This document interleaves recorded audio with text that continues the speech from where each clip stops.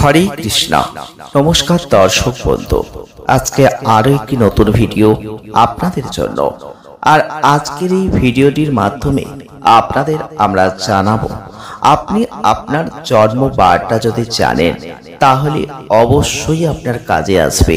কারণ আমরা কোন বারে জন্মগ্রহণ করেছি তার উপর নির্ভর করছে আপনার ইষ্ট দেবতাকে কার পুজো করলে আপনি বেশি ফল পাবেন।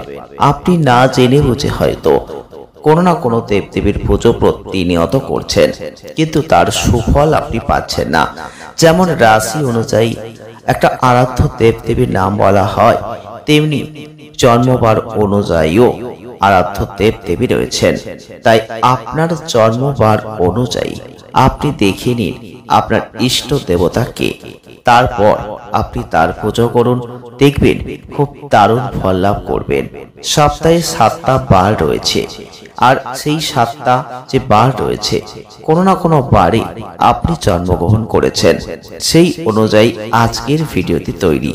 আজকের ভিডিওতে আমরা 7টা বার অনুযায়ী কোন বারে কোন ইষ্ট দেবদেবী রয়েছেন আপনারা জানতে পারবেন। আর সেক্ষেত্রে এই ভিডিওটি অবশ্যই স্কিপ না করে পুরোটা দেখবেন।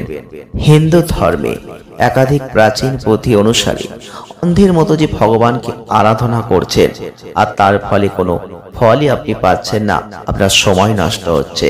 তাই আপনি দেখে নিন আপনি কিবারে জন্মেছেন, আর সেই অনুযায়ী সঠিক দেবদেবীর আরাধনা করুন।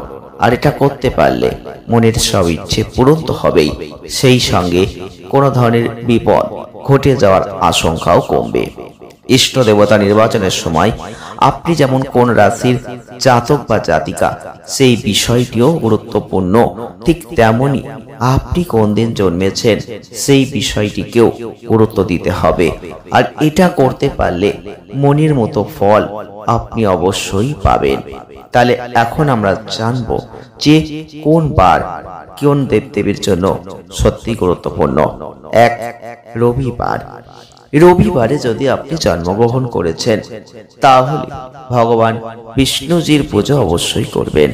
কারণ অবশ্যই ভগবান বিষ্ণুর ক্ষেত্রে বিষ্ণুর যে কোনো অবতার, শ্রীকৃষ্ণ হোক বা ভগবান রাম হোক, যেই হোক না কেন, তার পুজো আপনি করতে পারেন, ভালো ফল কিন্তু লাভ করবেন। 2 হচ্ছে সোমবার। সোমবার দিনটা দেবাদিদেব মহাদেবের বার। তাই যদি সোমবার আপনি জন্মগ্রহণ করে থাকেন তাহলে ভগবান শিবের আরাধনা করতে একদম ভুলবেন না। 3, মঙ্গলবার। মঙ্গলবারের দিনটা আরাধনা করবেন হনুমানজির। আর এটা যদি করতে পারেন আপনার মনের সমস্ত ইচ্ছে পূরণ হতে সময় লাগবে না। 4, বুধবার। এই বুধবার যারা জন্মগ্রহণ করেছেন তারা অবশ্যই ভগবান গণেশজিকে ঘরে প্রতিষ্ঠা করবেন, গণেশজির আরাধনা করবেন। তাহলে বুধবার গণপতি বাপ্পার আরাধনা করলে আপনি দারুণ ফল কিন্তু পাবেন। বৃহস্পতিবার। সোমবারের মতো সপ্তাহের এই দিনটাও কিন্তু ভগবান শিব এবং বৃহস্পতিবার যারা জন্মগ্রহণ করেছেন তারা নিয়মিত সর্বশক্তিমানের আরাধনা করতে পারেন, মনের ইচ্ছা পূরণ হবে। এছাড়াও পারলে মা লক্ষ্মীজির আরাধনা করবেন। শুক্রবার। যদি সপ্তাহের এই শুক্রবারে আপনি জন্মগ্রহণ করে থাকেন তাহলে মা দুর্গাজির আরাধনা করবেন, যে কোনো ইচ্ছে আপনার পূরণ হবে। মায়ের যে কোনো রূপের পুজো আপনি করতে পারেন, দারুণ ফল লাভ করবেন। শনিবার। সপ্তাহান্তে যদি একদম শনিবারে আপনি জন্মগ্রহণ করে থাকেন তাহলেও হনুমানজি বা কাল ভৈরবের পুজো বা শ্রীকৃষ্ণজির পুজো আপনি করবেন, দারুণ ফল কিন্তু অবশ্যই লাভ করবেন। এটা অত্যন্ত গুরুত্বপূর্ণ। আজকের এই ভিডিওটির মাধ্যমে আপনারা জানতে পারলেন জন্মবার অনুযায়ী আপনি কোন দেবদেবীর পুজো করবেন বা আরাধনা করবেন। ভিডিওটি ভালো লাগলে লাইক করবেন, শেয়ার করবেন, চ্যানেলটিকে সাবস্ক্রাইব করবেন। ধন্যবাদ।